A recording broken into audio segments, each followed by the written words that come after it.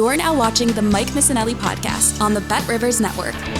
Good afternoon, everybody. Mike Missanelli podcast, special podcast as we do want to react to the ongoing series between the Sixers and the Knicks. It is Friday, April 20th, podcast number 181. It's brought to you by BetRivers. Now, don't forget the Bet and Get promotion. The BetRivers app is going on right now, where if you bet the first basket, whoever scores it, the first basket of a game, you will get a profit boost up to 100%, depending on what your activity has been on the BetRivers app. It's at least 20, and it could be 100. So take advantage of the BetRivers Bet and Get. All right, the big story.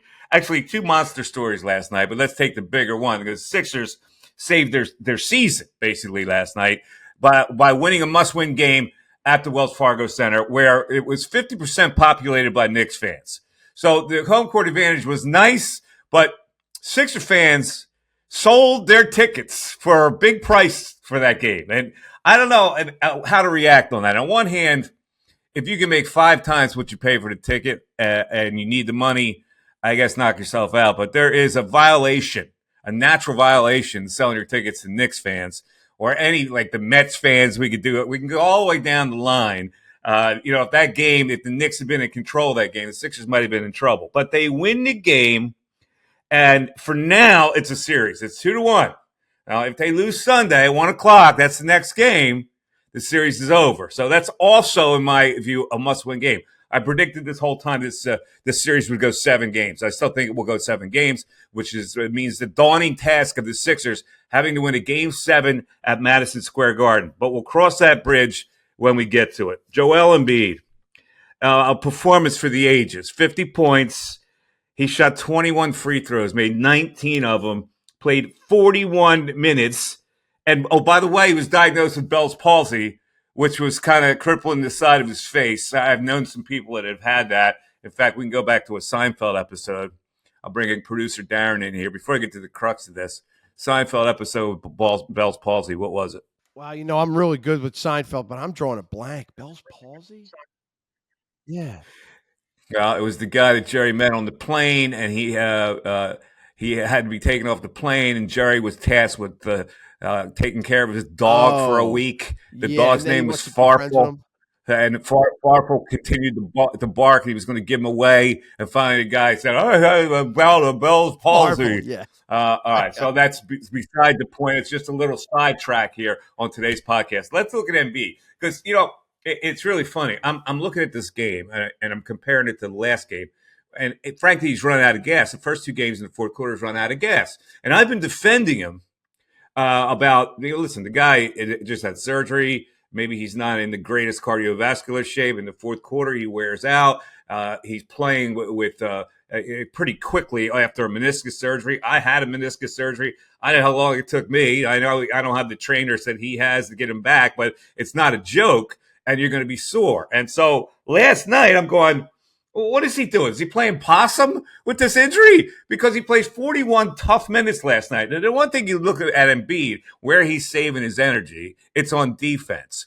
And I talked about this the other day. I heard Antonio Daniels on NBA radio say this, that offense it's easier when you have an injury like that. It's easier to play through that because you know where you're going to go and you know your limitations. Defensively, you got to react. It's quick twitch. You got to hop around. You got to cover the weak side, all that stuff. And I think he's kind of laying back with that. He's not being that much of a defensive force or a rebounder and to play on the other end where they absolutely need him. There are 2 guys that are scoring points for the Sixers. It's Joel Embiid and it's Maxey. And so last night the same thing happened. Now, let me just say this. It was a miraculous performance, but it was a performance that probably should never have happened because Joel Embiid, and I'm going to give it to you straight, should have been thrown out of that game last night. And in 2 ways he should have been thrown out of that game. First of all, you saw what he did to Mitchell Robinson. And here's why he did it. Because sometimes, and I will say this, and I know people are going to come at me, sometimes Joel Embiid can act like a little bitch. And that was evident last night. He was angry that he didn't get a call down the other end on a shot where he claimed somebody hit his arm. And then he was flailing on the way back down court, yelling at the officials. Then he gets into a position where he gets bumped by OG Anunoby, who knocks him on his ass. So now he reacts like some 14-year-old would. And the first guy he sees is Mitchell Robinson, who's right there. And he grabs his legs and tries to trip him while he's on the ground with his arm. And I'm going, oh, my God. I mean, that is such a cheap-ass bitch move. And I'm going, he needs to be thrown out of the game. Here's the dynamic of the NBA playoffs. Don't throw a star player out of the game. It is clear that maybe in a regular season that would have got their attention. But the officials know, and they've been hammered this thought in them, that you do not, nobody comes to see you. People are coming to see him. And this game's a national televised playoff game. Don't you dare throw a star player out of a game. And that's the thing that saved Embiid. Because frankly, that was on its face a ejectable offense. Well, let's add it up. Because before that, down the other end of the court, he got called for a regular offensive foul when he kneed Isaiah Hartenstein in the balls. All right. They looked at that and they said, geez, if we give him a flagrant one here, that'll put him on the hook because another flagrant one, add two flagrant ones together, that's an ejection. So they let him up for air there by giving him an offensive foul on a knee to the groin, which saved him. And then they looked at the play and said, well, that's really a flagrant two. But if we give him a flagrant two, we got to throw him out of the game. So that's the guys. We in unison there. It's a flagrant one. Yeah, we're in unison. Boom, it's a flagrant one. Saves him from the game. Now, I don't want to take away anything from his performance, but the reality is the reality.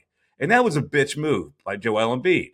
Now, did I want him to stay in the game? Well, of course I wanted him to stay in the game because if he's out of the game, the series is over. If you eject him in the first quarter of that game, it's over. The Knicks win, they take a 3-0 lead, and the season is over. Because they preserved Embiid, the Sixers are back in the series. Now, how'd they do it? They did it because the Knicks didn't play the tough defense that they played in the first two games. And I know you're going to say, well, the Sixers should have won the second game. Yeah, they maybe, but here's the bottom line. The Knicks allowed them to score 43 points in the third quarter. Now, that never happens to a Tom Thibodeau team. So that was the whole thing. They scored 43, outscored them 43-27 in that third quarter to really take control because the Knicks weren't engaged defensively like they have been. Now, back to Embiid. He didn't dominate inside. He didn't dominate by posting up. He dominated by making middle range, medium range jump shots. Now, what was in his favor is that Hartenstein got into foul trouble. So Hartenstein really couldn't chase him out there. Hartenstein was in drop coverage to make it difficult for him to score inside. So Embiid said, okay, if you're going to give me that jumper, I will take it. Outside the paint, Embiid was 10 for 13 in that game last night. He was 5 of 6 in the mid-range, and he was 5 for 7 from three-point land. That's 10 for 13 outside the paint because he got those open shots. Hartenstein and then Mitchell Robinson being out of the game with the turned ankle enabled them to score from that range. And I'm going to tell you something else. Well, first of all, they had to bring Precious Achiuwa in to play the center position, and he got eaten alive. He got 3 quick fouls. So without the tandem, the Sixers can dominate the series with Embiid. And it remains to be seen whether Mitchell Robinson is going to come back in that series. He left the arena last night in a walking boot. And so you don't know. I certainly think he won't play game 4, which means the Sixers can even the series on Sunday afternoon. And then you'll have the back and forth, the best of 3, with 2 of those games being at Madison Square Garden. And this sure looks like a home court series to me, which means it'll get to a game 7 where the Sixers will have to win at the Garden. So that was last night. They finally got some contributions from other people other than Maxey and Embiid, although they scored the majority of the points. Campaign comes out of nowhere. Now, Buddy Hield is lost in the series. The moment is obviously too big for Buddy Hield. He had never been in the playoffs. He looks lost. So they had to use Cameron Payne last night, and he gave energy. First of all, he made 3 threes. But he gave energy. He was engaged. He was raising his arms. He was getting the team fired up, getting the crowd fired up. Now Oubre scored 15 points last night, even though defensively he got cooked by Brunson, who was back to his old self. And Oubre apparently was not injured in that Lamborghini accident. This guy, I don't know. I really don't know what to think about this guy. But he gave him 15 points last night, even though his defense was not spectacular. And the Knicks, conversely, did not get the contributions that they got off their bench in games 1 and 2. Bogdanovich only made 1 3-pointer, and Deuce McBride wasn't as good as he was in game 1 and game 2. So what happens in game 4? The Sixers are a 4.5-point favorite in game 4. Now, they were a 5-point favorite last night. They wound up covering. 4.5 is a pretty healthy number for the Sixers. So that's a line that tells me that the Sixers will win again on Sunday.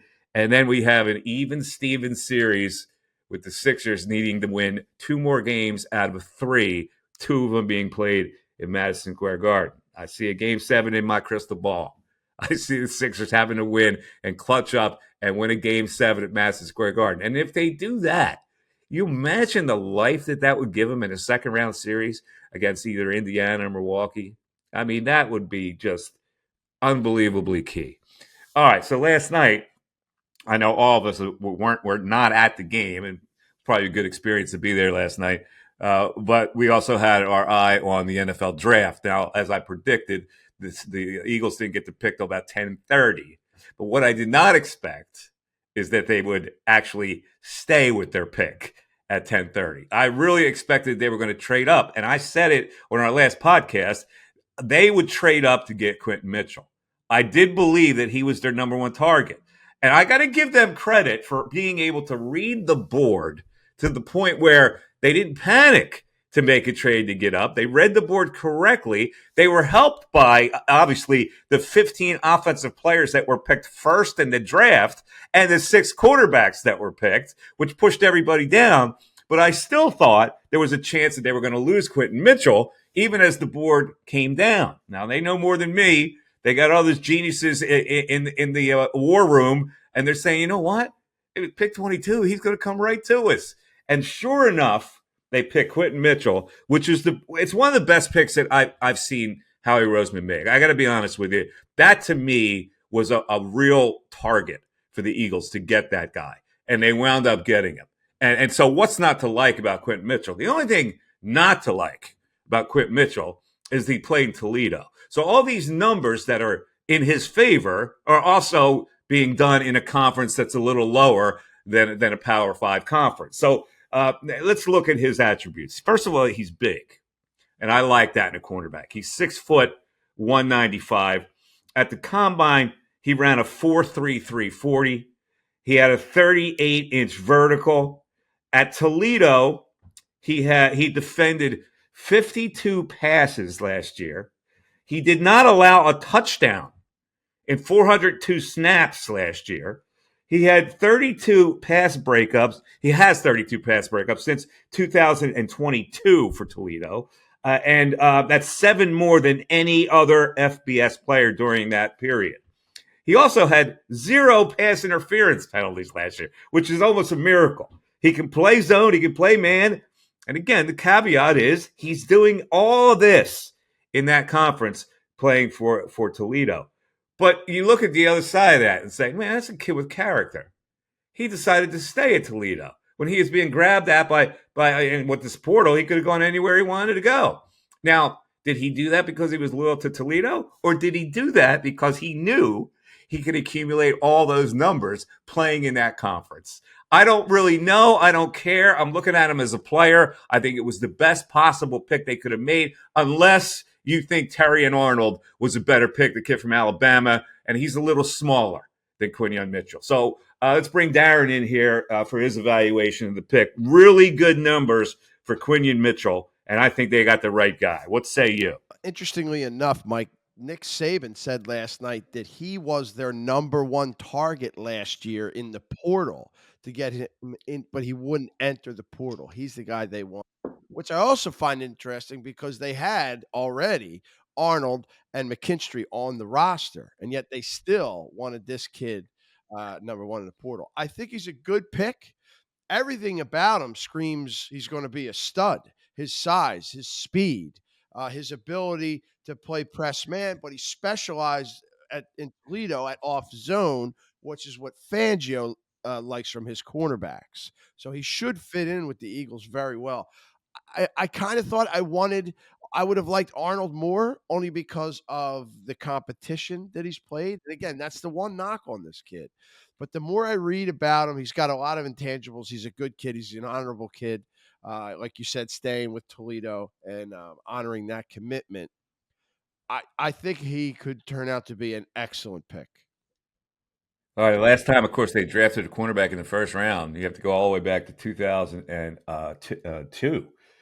And that was, of course, Lito Shepherd. Yeah. So, by the way, that draft, they also got Sheldon Brown. And who's the safety they got? Also Michael Lewis. Michael Lewis. They got almost their whole Michael secondary. Lewis, Colorado. Yeah, that's when Andy. Now it's interesting because the Eagles under this regime value cornerbacks very highly, and the fact that they haven't taken one in their regime is really kind of puzzling. But they got their guy last night. I think it's the best pick they possibly could have made. A lot of people thinking that they were going to get an offensive tackle.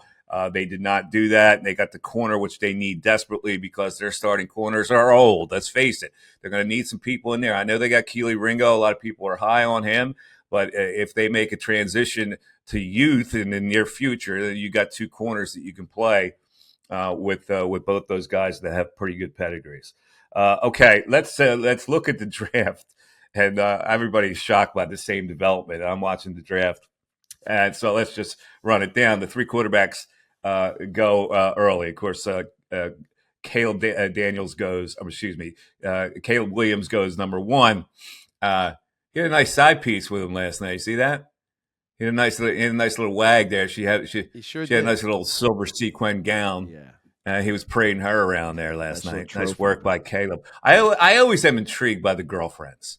I got to be honest with you. You know, when they shoot to like the J.J. McCarthy's, where their girlfriends are always there next to them, and I always wonder whether those girlfriends are going to be phased out when these guys make the real money. Like it's one thing to have a girlfriend in college, another thing when you kind of get into the big show, right? And you get a bigger selection, whether the college girlfriend goes by the wayside. But in any event, shooting fish in a barrel at that point. Yeah, I digress. Drake May goes Jaden Daniels goes to the Washington Commanders. The kid from LSU. I know you like that pick. Drake May, I don't know. I mean, Drake May could be. Yeah. He could be another guy like the guy they just got rid of who was a bust. But who knows? Drake May, North Carolina. For Marvin Harrison, as everybody predicted would go to Arizona, he does. But now the Chargers throw a little wrench in there because the Titans, and every mock draft you've ever seen, we're going to wind up with Joe Alt from Notre Dame. And the Chargers go, not so fast, my friend. And they grab him at number 5, which means number 6 goes to the Giants, and it's Malik Neighbors. A lot of people very high on that selection of Malik Neighbors. They needed somebody dynamic. They got him. J.C. Latham, the first offensive lineman off the board, goes to the Titans, who missed out on Alt. They get a consolation prize, J.C. Latham. Probably a little high for him, but they needed that position. They get him. And then here comes the shocker. At number 8, Michael Penix, the quarterback from Washington, goes to the Atlanta Falcons, who just signed Kirk Cousins to a deal that guarantees him $80 million of $100 million. That contract signed him, and people were just scratching their head. I don't understand. First of all, he's 23. He's 23. He's 23. So at the end of the 3-year contract, maybe 26. Now maybe it's prudent. I don't know. Maybe it's prudent. The Packers proved that was prudent. They did it twice, in fact. So maybe it's not so bad to have a future star quarterback sit for a couple of years or be able to play if the older quarterback gets hurt.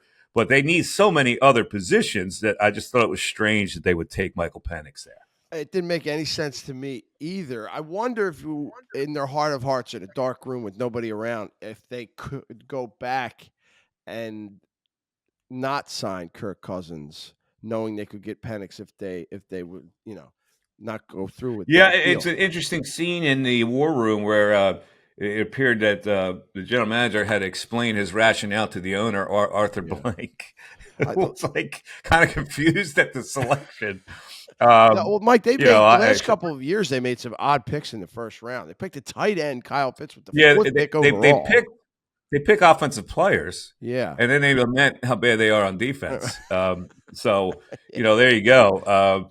Yeah, Arthur Blank's going, I'm going to have to sell. You know how many more wrenches I'm going to have to sell now? All right. Anyway, Rome Odunze, a lot of people were very high on him. So the Commanders get him. Excuse me. The Bears get him. So they grab the quarterback and they grab a receiver right out of shoot. Two tremendous picks for Chicago Bears, Rome Odunze, and J.J. McCarthy. Signed Keenan Allen, What's too. that? The Bears also signed Keenan Allen. Yeah. So they might have a pretty good they're going to be a good team eventually. At 10, the Minnesota Vikings get up there and they grab J.J. McCarthy. It's kind of weird to move up one spot. Like, what were they afraid that? I guess they were afraid somebody else was going to get to the Jets to move into that spot to get a quarterback. The Jets were rumored they grabbed the 10th spot. They grabbed J.J. McCarthy. That's the perfect team for him. Be playing indoors. They can bring along a young quarterback. I think that's a really good selection. And then the Penn State, fashion new. Penn State offensive tackle. A lot of people had some bad things to say about him, including Mel Kiper Jr. last night, saying he can't do this, he can't do that. But the Penn State kid goes to the Jets at pick number 11. Then another quarterback. The Broncos, that Sean Payton thinks he can turn anybody into Drew Brees. So he overdrafts and goes with Bo Nix at 12. Well, he's the type of quarterback that Peyton likes. He's a very accurate passer. He's a 6 years student. I didn't know that. Way too high for him. But all right, knock yourself out, Sean. Brock Bowers, who may have been my favorite player in the draft, goes to the Raiders, who really thought that they were going to get Michael Penix. Instead, they get a very versatile tight end. Fuaga, the offensive tackle from Oregon State, goes to the Saints. Latu, the edge rusher, UCLA, goes to the Colts. Good selection there. And here starts the defensive players. Byron Murphy, a defensive tackle from Texas, goes to the Seahawks. Dallas Turner, edge rusher from Alabama, highly rated, goes to the Vikings. Amarius Mims, the massive Georgia offensive tackle, goes to the Bengals. Jared Verse, edge rusher, Florida State, highly rated, goes to the L.A. Rams. Fontenot, who we talked about yesterday on the podcast, the guard, goes to the Steelers. And Chop Robinson, in an upset, gets drafted by the Miami Dolphins. Two Penn Staters in the top 21. The Dolphins get Chop Robinson, Quinyon Mitchell, of course, and then you get Brian Thomas, the wide receiver, which I think is a really good selection. I think he's going to be a good player. Goes to Jacksonville Jags. Terry and Arnold, the cornerback that many thought the Eagles could take, goes to the Lions. Jordan Morgan, offensive tackle from Arizona, he got panned by a lot of people. That's a strange selection. Graham Barton from Duke, who probably is center in the NFL, goes to the Tampa Bay Bucks. Darius Robinson, edge rusher, Missouri, goes to the Cardinals. Xavier Worthy, just a kid with the speed, goes to they recreate Tyreek Hill, who revealed yesterday he has 10 children. Xavier Worthy, as far as I know, doesn't have any children yet, so that's a win for the Kansas City Chiefs. And wide receiver Tyler Guyton, the offensive tackle from Oklahoma, goes to the Cowboys, who made that trade to go back. Nate Wiggins finally selected at pick number 30 to the Ravens. Ricky Pearsall, the wide receiver, a big wide receiver, Florida, and Xavier Leggett from South Carolina rounds out the first round. So let's talk a little bit about Tyreek Hill and the ramifications of having 10 children. Andrew Brandt says this all the time. There will be lawyers, and my man, when he runs out of cash, lawyers are going to be hunting him down for child support. Dude, keep it in the holster, for Christ's sake. 10 children? You got Mother's Day coming up. What house are you going to? I mean, this is unbelievable. He topped Sean Kemp. And I don't think anybody could top Sean Kemp. I think he had the 10 kids in like 12 years too. It's some ridiculous number like that. Where I mean, I don't know how many women he's had them with, but ridiculous. All right, I hear stories like that, and I go, Four different women, "Come 5 on, different man! Like, women. what's the point? Really? You know, throw a Jimmy Cap on every now and then. Jimmy Cap never hurt you. Really? All right, Serious. that is the draft. Now, interestingly enough, someone else had a very interesting reaction to the Eagles draft. He happens to be a dreaded Cowboy. He's out of Penn State. We know him. We love him. Micah Parsons was on some kind of a show, a digital show, and he was disgusted by the selection of Quinyon Mitchell because he knows that's really going to help the Eagles, and he liked Quinyon Mitchell a lot. So here is the disgust of Micah Parsons when he finds out that the Eagles selected Quinyon Mitchell. Come on. And with the pick, the 22nd pick, the Eagles, yes! Selecting Micah Parsons' favorite player for the second straight year, quarterback out of Toledo, Quinyon Mitchell. Oh, man. Hold on. Let me pull up my stats and all my notes. We'll do the video, and then we'll check in on him. Quinyon Mitchell out of Toledo, a 4.33 40. Holy moly, is this guy fast. He had 6 interceptions. 2 of them he took back for touchdowns. Quote, an elite cover man that dominated the Senior Bowl and blazed the combine. Wow, he squatted 555 pounds and in practice ran 23.6 miles an hour. You know what? Before we get to the video, Micah, how you feeling? I mean, I'm honestly utterly disgusted on how lucky the Eagles are. It's just like Chris, I do not know how he fell that far with this run of offensive tackles and quarterbacks. That's the only thing that makes sense. I thought he was a top 15, top 12 talent, and he just fell right into their laps. And he was your favorite player? He was definitely one of my more favorite players in this draft. Like I said, he rose in every bar. He hit he checked every box. And like I said, we don't know what Darius, and the mentors, he has one of the best quarterbacks to play the game, Darius Slade, to mentor him. They still got Elias Ricks, who stepped over big time last year. Yes, he did. They got James Bradbury, a guy who may not have the big year he wanted, like the year he had before, his all-pro year, but he's still a good quality player, and you just add him and he can play inside or out. I think this is a great pick. I mean, I think this is a terrific pick, man. I don't know how Howie and them get so lucky. That's how I'm going to put it. How about that? So there you go. I think that was a Bleacher Report show. No, it's a Bleacher Report show? Okay, yeah. I was the guy, Jared so. Greenberg was the host of the show, right? Yeah. Yeah, okay. So interesting reaction. But listen, I thought it was a home run that the Eagles hit last night. I really do. And I'm amazed that you could have the patience to just stay, knowing that guy was going to fall to you. I don't know how you could figure that out. If it was me, listen, if I got down to pick 18 and he was still there, I said, at this point, I can't lose him.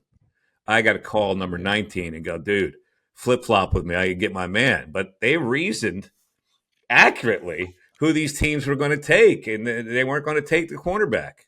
I think they probably had, and I know this is fairly common, they probably had 2 or 3 guys, right? That I'm thinking they had Fontenot, the lineman from Washington, Mitchell, and Terrion Arnold. And at some point they figured one of these 3 guys is going to fall to us. Let's just stay here. Minnesota, I thought, was really sharp. How often do you see them they got a key player, very key player on the offensive side of the ball and defensive side of the ball in the first round? So I thought they did a nice job. All right. So 2 good results last night. If you're sitting there at home, you went to bed with a smile on your face. You know, the Sixers win, and you flip the channel. Here comes the Eagles draft pick, and it's the guy that I wanted, and I think a lot of people wanted. I think it was the best selection they could have made at that position. And rarely do you see that in the draft. There are always people who go, I don't know why they did that. I don't know why they did this. I think there's 100% acceptance with the Eagles draft, and now we'll see what the rounds 2 starting tonight and going into the weekend on who else they can grab here. All right, so there are two good results last night. Sixers win, save the series, and be with a 50-piece last night with a bad wheel and Bell's palsy. An amazing performance by the guy. And if you were down there last night, you got treated to something special. All right, I think that's going to do it for the Mike Missanelli podcast for today. Again, don't forget to BetRivers and the contest that we're going on right now, which you can get a profit boost up to 100%. It's called the BetRivers Bet and Get. You bet the first basket of the Sixers Knicks game, you can get a profit boost up to 100%, from 20 to 100%. So do that. Thanks to the people at BetRivers. And I did not bet last night. I was kind of afraid of how the Sixers would play in that game, but now I'm a little comfortable.